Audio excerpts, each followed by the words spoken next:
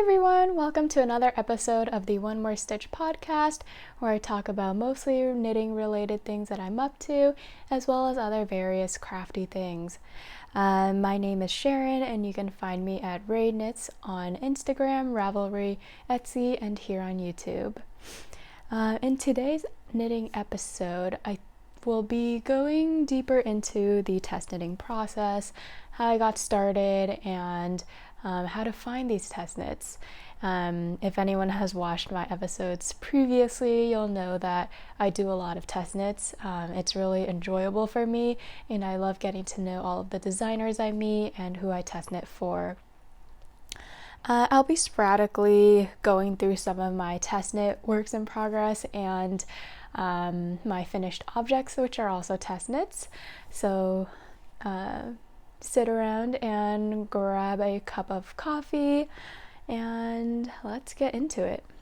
Today I have with me my morning cup of coffee because this is the second time that I'm recording this episode. I was recording it last night after work, but it got way too dark towards the end of the podcast, so I can't use that footage anymore. So today we won't run into that issue. Okay, let's get started with a finished object, which is a test knit. So I showed this one in my last episode, and it's the Guilloche Pullover by Ailbiona. Last time I was not done with it yet. They were still in pieces, so this time it's finished. And here's like an up close shot of the details. And this is knit up in Nutiden yarn by Höner in the colorway Lugnet. It's a gray base with some touches of like light peaches, purples, and blues. And before I move forward anymore, I'll quickly mention what I am wearing right now, which is also a finished object test knit. This is the Mama Bear Pullover by Teti's Knit Garden. Teti designs these really amazing yoke sweaters, and I just love test knitting for her. Every time I do a test knit for Teti, I feel like I learn a new skill and a new technique. So that's another thing about test knits that I really enjoy. This sweater has a nice poofy sleeve and this really gorgeous yoke design. It's also a really relaxed fit, and it's perfect for lounging around the house in. I knit this up in Morning Moon alpaca fiber in their Sport Weight, which is a blend of alpaca, merino, and silk, with alpaca being the main fiber content in it. So it's super drapey and extremely soft, and I just love wearing this around, and I wear it a lot around the house. The sample is knit in Cardiff cashmere, so likewise with the cashmere, alpaca also has a similar drape, and it's also extremely soft. Okay, so I have a list of things I'd like to touch on regarding test knitting. So getting started, how did I get started with test knitting? So initially, I think around early to mid 2020, I got more into like the whole knitting community and following various like pattern designers. Prior to that, I had only followed like a couple of various designers for beanie patterns, which I really liked. Once I joined the community a little more and started following more designers, I found out that there's this thing called test knitting where you could test knit other people's patterns before they're released. So I thought that was really cool to have like a first-hand test at these patterns that are not yet released. So I started off mostly with just beanies and various accessories. Slowly I got more into like the larger pieces, like the larger cowls and some scarves, and various like techniques such as like color work and cabling. So that's where I started my test knitting journey. It was with more simple pieces that I could get done within like the 1 week or 2 week knitting time frame. Slowly after that, I think around, so I did that for until the rest of 2020, and then early 2021, or this year, I knit my very first sweater, and it was a colorwork sweater. I just jumped right into it. I learned the general construction of how to knit a sweater, so I was like familiarizing myself with how to knit a sweater because I wanted to get more into garment knitting. And before I go any further again, happy December. I'm recording this on December 2nd. Originally, I was recording it on December 1st, yesterday, but again, I can't use that footage anymore, so I'm re-recording. Happy December. I hope everyone had a really great Thanksgiving. And if you don't celebrate, I hope you had a really great long weekend. And I hope that everyone is really looking forward to the holidays. I know I am. This year has just flown right by. It's kind of crazy that it's almost 2022. Okay, let's see. So we can move on to another test knit work in progress. Okay, so this sweater is the Fairy Bouquet sweater pattern, and it's by Joanna Ang. She also creates a lot of sweaters that have really nice details, especially on the sleeves. So when I signed up for her pattern, I saw that like her sleeve detail was really pretty, and same of course with the yoke. So I had to test it. So just to give you a closer look, I'm almost finished with the whole sweater. Yesterday I actually was still binding off on the first sleeve, and I hadn't started on the second sleeve yet. But after I finished recording, I decided to work on the second sleeve, and I'm almost done. So the pattern on the sleeve, hopefully you can see that. They're actually little butterfly motifs, and it's also using a technique that I haven't done before. So I thought it was really pretty, and again, I love learning new techniques from my test knits. And this pattern will be coming out later this year, I believe. Okay, back over there you go. And I knit the Fairy Bouquet sweater up in an alpaca yarn, so it's 100% alpaca from a local farm to me. I actually found this farm on an Airbnb experience where it's called a alpaca trek. So you can get partnered up with an alpaca and walk them along this little trail that they have set up. And then we were able to like feed the alpacas little snacks, and it was so cute. They're pretty skittish animals, so they don't really enjoy getting touched that much. But once you give them food, they start slowly warming up to you, so that's good. This yarn is actually from the alpaca that my partner was walking. It's around a sport weight yarn. It's also really soft, and I do need to block it out because it's looking a little uneven, but hopefully once I block it, it'll bloom a little bit and work out some of the little kinks. So this yarn is from an alpaca named Mariposa, and she was really sweet. I love that they actually sell some of the yarn that from the alpacas that go on the trek, so I think that's really cool because you know exactly which animal the yarn came from and how they're treated. And I think I also popped in like a little clip of our experience there, showing all the alpacas. So yeah, moving along. So next, something that I had a question about when I first started test knitting was, where do people find all of these test knits? Where do you find them? What designers would you decide to follow? How do you know if you want to test knit this garment or not? So from what I have been speculating and from my own experiences, I tend to go through Instagram first. So if I like a designer, I'll tend to follow them. and a lot of times the designers will post a call for test knits on their Instagram with a post of the garment or whatever knit item that they want test knitters for. So that's my first source, and then that's pretty straightforward. You'll typically comment or DM the designer and let them know that you want to test knit, or you can also fill out a Google form if they have it. And then our next source that I have is Ravelry. So through Ravelry, in some of the forums that the designers have, they'll post test calls there, and then you can be on like a call list where they'll tag you if they do have a new design coming out and they're in need of test knitters. So that's another way.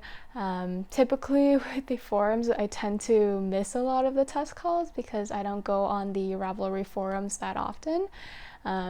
They don't send notifications when a designer has posted a test call, so I always miss it. Another forum is through Yarn Pond, and Yarn Pond is a website where designers can pay to have their patterns show up on the website and in need for test knitters, and then test knitters are able to use the website for free, and they're able to filter through like all of the test knits that are available on Yarn Pond, and then test knitters can apply for them. They submit like their sizing, yarn choice, if they're able to meet the deadline, which is very important, and all of that. And the designer can go through and select the test knitters that they want, and they can also link to the test knitters like Instagram pages or Ravelry pages to look at past work and past test knits. So that's how the designers can tend to like pick various test knitters that they want. And then lastly, I have email newsletters as another source. So for some designers that I really want to support, I'll sign up for their I'll sign up for their email newsletters. So I'll actually get their test calls in email form, which I won't be missing. Normally, of course. And then through here, they'll typically give like a rundown of what the new design is, what materials are used, and what the deadline is. So then through here, we're able to like reply back to the email, fill out a form, etc., and let the designer know that you're interested in test knitting.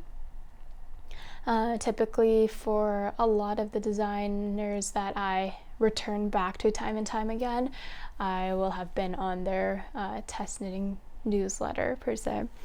So for example, like for all of Teti's designs, I am on her newsletter, so I get her test knit calls through email, and then from there I email back to her using the pre-populated email that she links in the email that she sends out, the email newsletter.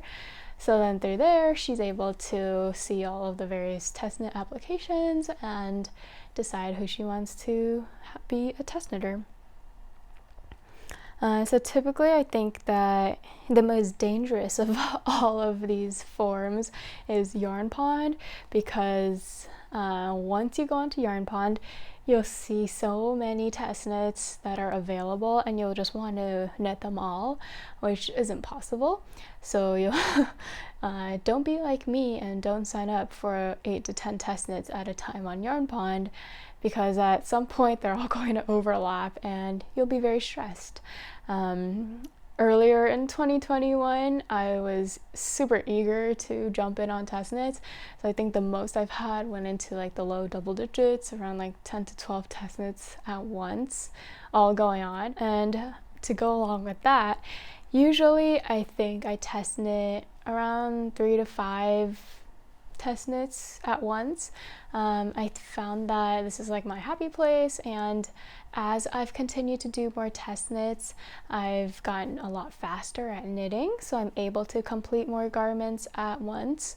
And I've also gotten a little better at knowing like when I need a break from one garment to work on another, because I feel like for me, I can't work on the same thing for too long before I guess my attention span just like goes to nothing and I get tired of knitting the same thing. So I like to have variation, and I like to have a couple of test knits going on at the same time. This kind of allows me to like get re-excited about a test knit that I put down for a little bit. And the way that I typically like manage my time with this is usually like in my notebook, I'll write down all the various test knits that I have going on in the month, and then I'll also list out all of the various deadlines so I know like which one's coming up sooner than another, and I'll focus more time and energy into finishing up that one test knit before moving on to another one. So that's typically how I like manage my timelines and plan out what I want to knit first. Okay, I think it's time to show another object. Oh, a finished object is, ta-da!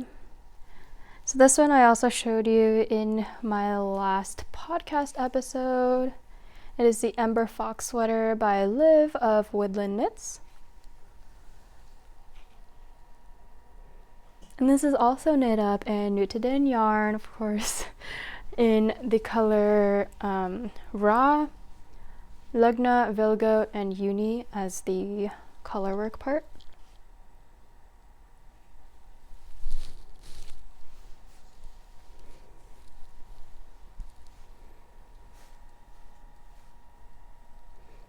And then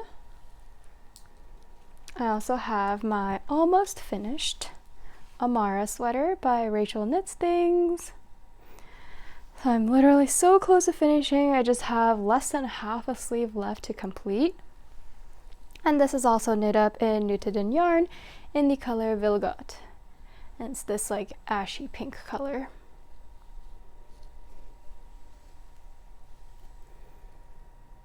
And I've also mentioned this a couple of times, so I won't be going too much into detail on the sweater. But I'm just really excited for it to almost be done. And the way I knit with Nutiden is, if it's like double-stranded, I'll hand wind it into like a little hank, like this, and then I pull from the middle so that the ball isn't rolling around everywhere. And it creates like these little cute little balls. Cute little like Nutiden hanks. Which I really like. I think it also just like makes it a lot easier to knit with versus having two large plates to pull from. Okay.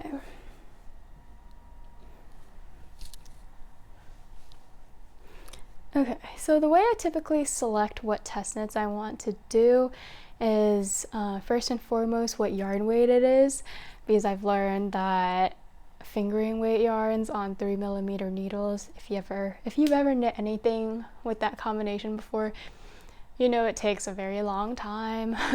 And when you're under a deadline, it feels like it takes even longer and that you're not making too much progress. So I tend to stray away from fingering weight test knits on 3mm needles, just because I don't like feeling too rushed on my test knits and that I'm like rushing to finish something. So I have done a couple of test knits on 3mm needles with fingering weight yarn, and it was very stressful, but some of them have been my favorite knits. So for example, like the Galdor cardigan by Marina Skewa. She created a really amazing cardigan with this colorwork paneling on the front, and it was so pretty I couldn't pass it up.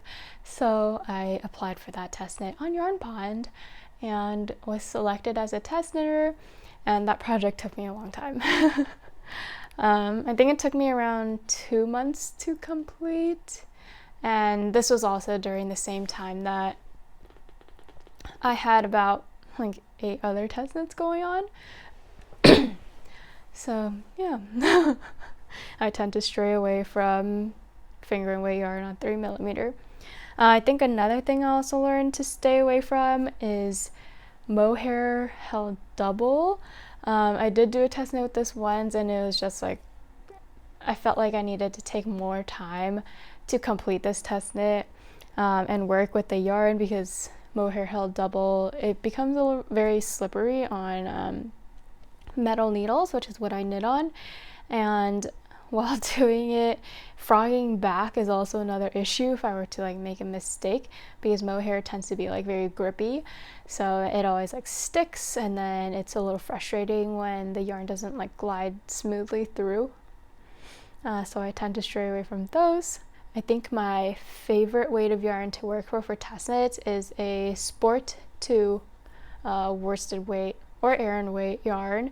I think in between like DK and worsted are probably my absolute favorites, because those yarns are readily available.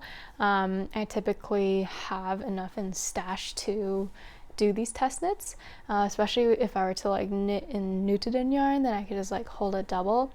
And typically with test knits it'll look pretty nice because Nutiden is very versatile.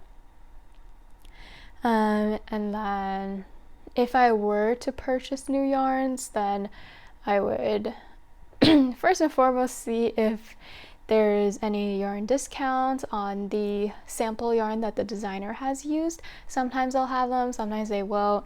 It's really up to them and of course the yarn company.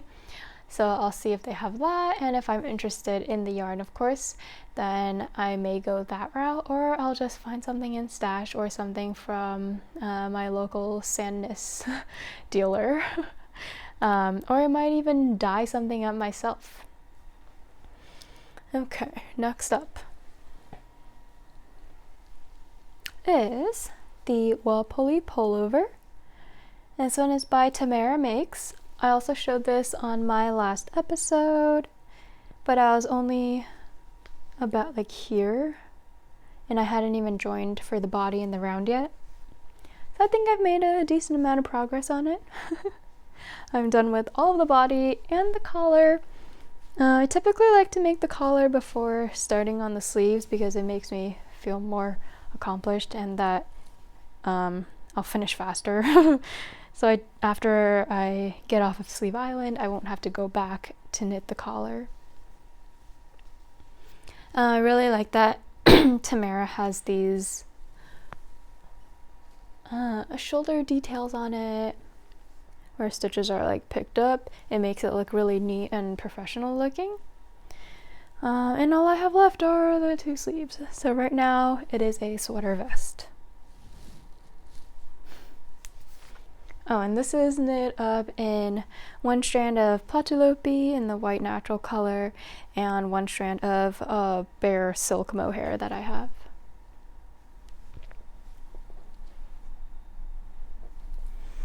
Okay, I think I only have two other test knits left.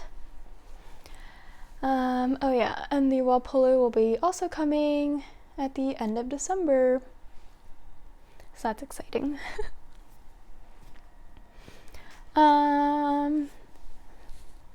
So along with what weights of yarn I like to use, so what types of yarn do I like to use? I'd say it really depends on the pattern.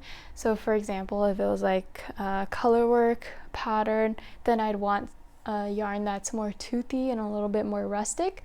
This is so like when you're knitting color work, the fabric will look smoother and the stitches will blend in a little bit more to create like a picture of what the motifs are.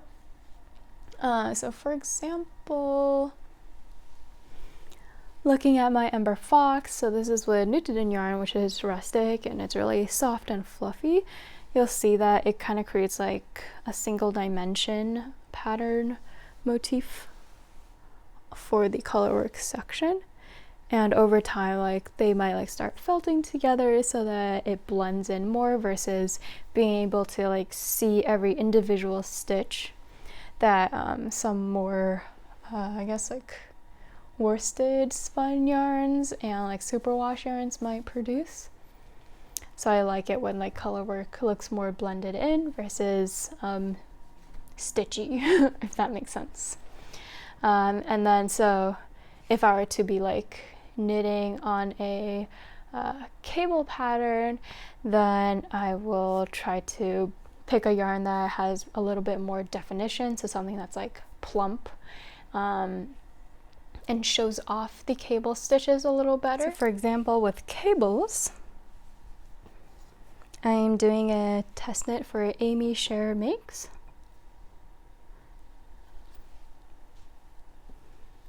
And this pattern has a lot of really beautiful cables, so I knew I wanted to pick a yarn that had a lot of stitch definition and would show up more plump. So this is We Are Knitters Petite Wool, which is a single ply roving, and it's like an Aran weight yarn, so I think that it shows off the cables really great.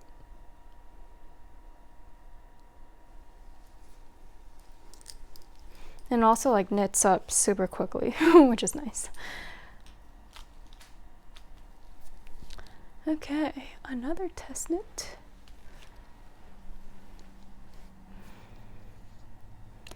So as you also have noticed, most likely if you've watched any of my prior episodes, is that I really enjoy knitting with unspun roving yarn, or just unspun yarn in general.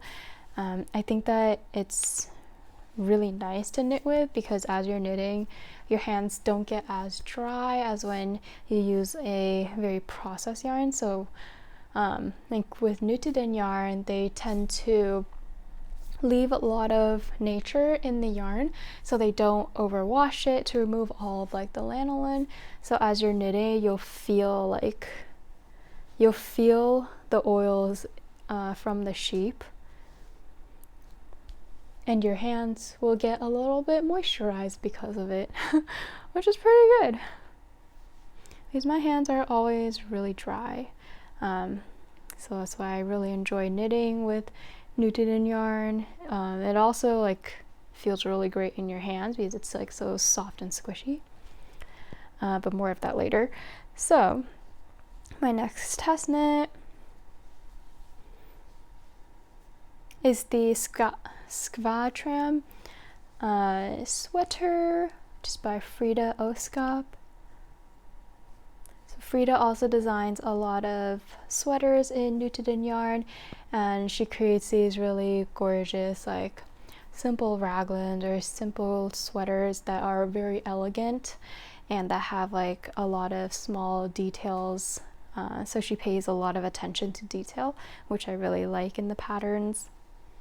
So this one's a raglan with details along the raglan increases, or the raglan stitches that like extend from the neck. And this is knit up with a single strand of Nutiden yarn in the color Bronte, and it's a very brown.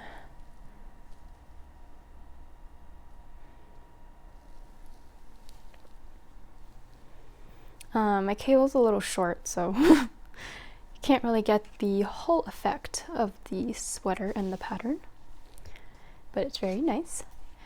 Typically I do knit in 2 strands of Nutiden, but depending on the pattern, you might have to use 1 or even more. Okay, so some of the benefits that I found of test knitting are that you're a part of this kind of like niche community supporting other makers. I really enjoy getting to know each and every designer who I test knit for, and getting to know like their design style or pattern style. Once I kind of figured that out, I can decide if I want to like return back to like knit more of their garments and be a part of their test knits. Of course, sometimes I don't test knit for them again because I missed their test calls, but that's aside from the point. And I think another benefit is that you're really able to like hone in on your skill and push yourself further in your knitting techniques and skills, and you also learn a lot of new techniques that this kind of helps to expand your knitting knowledge and be able to do more than you thought that you could. So I know that I've learned a lot of various techniques just from test knitting. So I think like cabling I learned while test knitting, certain color work I learned from test knitting, and a lot of the construction and various stitches I've also learned from test knitting, such as like a brioche and half fisherman's rib. And for example, my very last test knit that I have here is one by Teti. This is the Omela sweater dress. It's also on a very short cable, so bear with me here. Hopefully my stitches don't fall off while I expand it.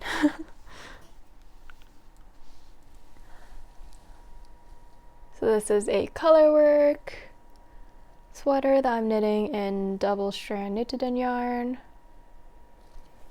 So Teti has a lot of very cool techniques and designs I've learned from test knitting for her, such as like this folded over neckband. There's like a new technique here that I've never learned before, so I thought that was really fun. I won't go too much into detail because it's not yet released. It'll be coming out in January of next year. So for example, this is also another test knit that I wind the Nutiden up into little more accessible balls. It's double stranded and just easier for me to pull out from. So part of the benefits of test knitting are why I like to test knit. Again, I love getting to know the designers. I love getting to know their design elements, how they design, and what types of patterns they like to design. And of course, I also really enjoy getting to know new techniques and try new types of styles that I've never done before. I think test knitting also pushes me to go outside of my comfort zone in terms of like choosing colors and choosing styles that I typically wouldn't wear. So when I first started knitting, I think all I wanted to do was like gray, gray, gray. Everything was just gray because I love gray. It's a neutral and it goes with everything. So through test knitting, I've been able to like expand my color palette and go with like color work, which has like more than one color in it, as well as like various styles like turtleneck sweaters, which I didn't really wear before, but I really like now, as well as like just wearing colors. I think also wearing like louder designs such as like the cabling and like having details like this on the sweater. Usually prior to when I started knitting garments, a lot of the sweaters that I would purchase were very it's like classic and didn't have much design work to it. So I thought it was really cool how like once I started test knitting, I was able to incorporate a lot of designs into my sweaters and be able to knit them myself. So that is something that is priceless in my mind, and I really hope to continue to test knit more and get to know more designers and throughout this process. It's definitely been a very valuable part of my knitting journey, and being able to like expand my knitting community and support all of these designers in what they do on a day-to-day basis. Okay, I think that concludes everything I wanted to talk about for test knitting. If I left anything out or if you have any additional questions about test knitting, feel free to leave them in the comment and let me know, and I'll try to address them in my next podcast episode. Moving on, I do have a couple of acquisitions that I would like to share with you. Starting here, as you've probably noticed this entire episode, is the November collection of Nutiden yarns.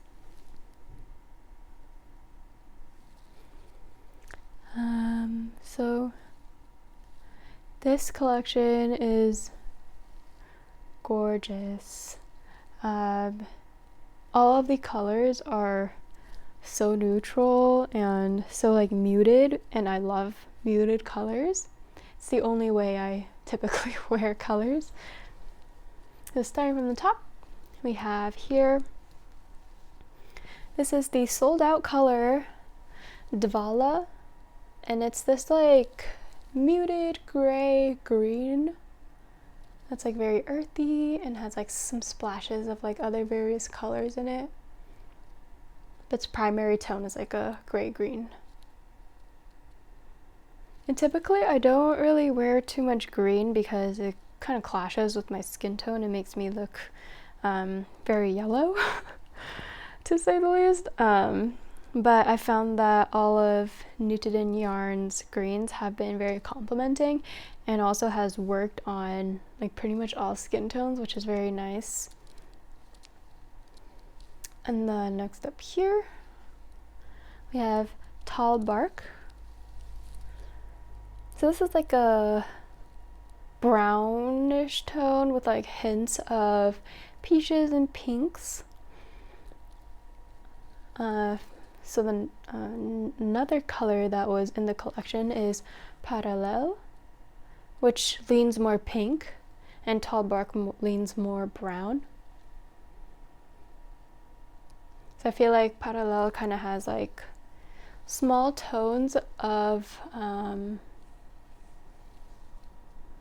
like this magenta bright pink in it, whereas Tall Bark doesn't have that and has more like corally tones.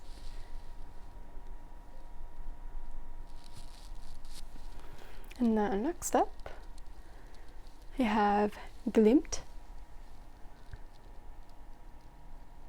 And Glimt is like it's like kind of yellow, beigey yellow.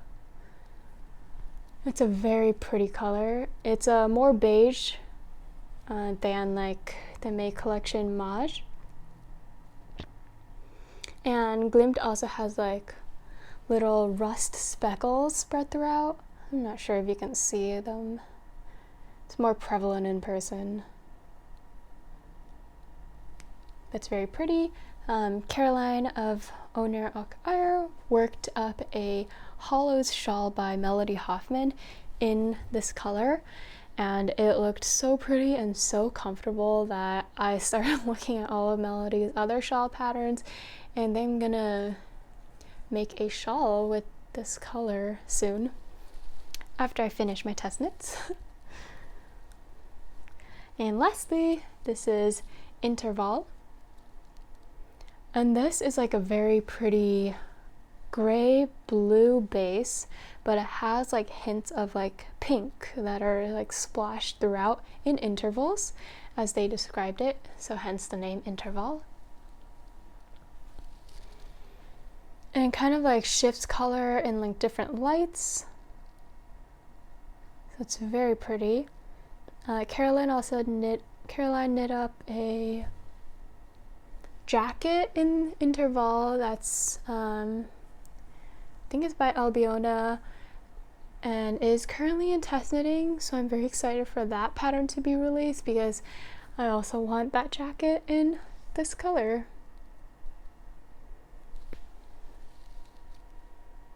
Yeah, those are the colors of the November collection.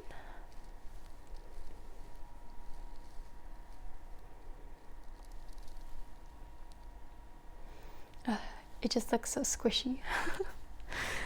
Okay, and then so last but not least, I got this package from Ithaca Yarns that I bought. So I bought some of their well-known Cardiff cashmere. They come in these like tiny 25-gram balls. So originally the Mama Bear pullover was knit up in this exact color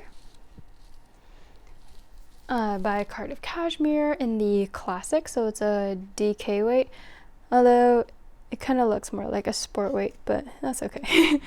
And hopefully after I finished some of my test knits, I want to knit another mama bear pullover in the same colorway that Teti knit hers in, with the Cardiff cashmere. I mean, it's just like so soft. Yeah, I never really buy cashmere because it's really expensive. So like a sweater quantity can be like about $200 or something, $100 to $200 depending on like what sales are going on or if you're test knitting or not.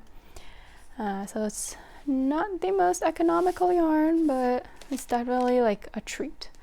And then I also got the Cecia Origin yarn. I saw this on Ithaca Yarn's website and I figured I'd give it a try because it's wool and alpaca blend, so I knew it was going to be pretty soft. And this one's definitely more economical. Oh no.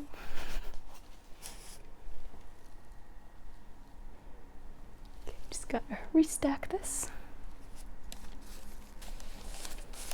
So I also got another sweaters quantity worth of Cardiff cashmere.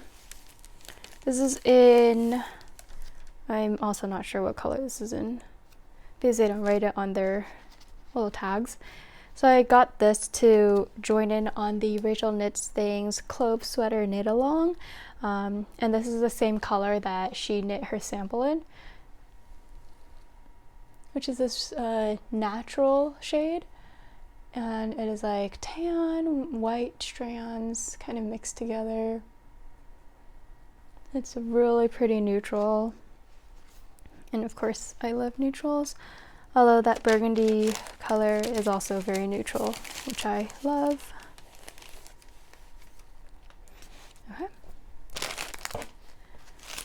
Okay, so I think that concludes all of the content that I wanted to touch on for this episode.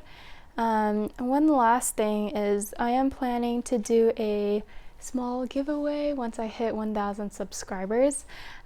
It'll include the Stripes book by Line magazine featuring a bunch of Vera's striped patterns. So Line was very nice and sent me an extra copy of the Stripes book to do in a giveaway, or to give away in a giveaway. So that'll be part of it, and then I'll also be giving away a little bundle of some of my hand-dyed yarns. It'll be mostly the collection that I released in my first collection, as well as a mystery color that I did not release with it. So there'll be a bundle of little 20-gram mini skeins that you can do like a colorwork sock in or something. So that's really exciting, and I'm also deciding like what else I might potentially add to the giveaway. So if you have something in mind, or if you would like to donate something, please feel free to let me know.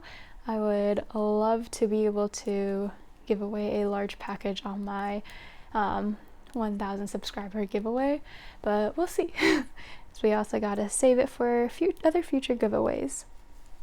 I think that's all I have to say, and thank you so much for watching, and please like and subscribe if you want to. I would love to have you here for future episodes. If there's anything that you want me to answer or talk about further in detail about knitting, I would love to do so.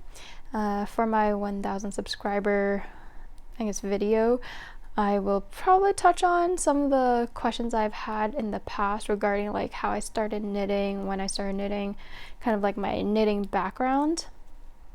But that will come later when it comes. Yeah, please let me know if there's anything you want me to answer or talk more about again. And I hope everyone has a really great December, especially going into the new year. Hopefully I'll be able to do another episode before year end, and if anyone does want to see like various like vlogmasy clips of me going about my daily knitting life, then also let me know. I think that would be a little boring because all I do every day is sit in front of the computer for 8 to 9 hours doing work, and also some more hours staying in class. So I don't really do much on the weekdays aside from that. But on the weekend I might go out and do like rock climbing or visit various farms like I have in the past. I hope you guys enjoyed this episode where I talked about all of my test knitting and the entire process and how I got started with it. And again, happy December, and see you guys in the next one. Bye!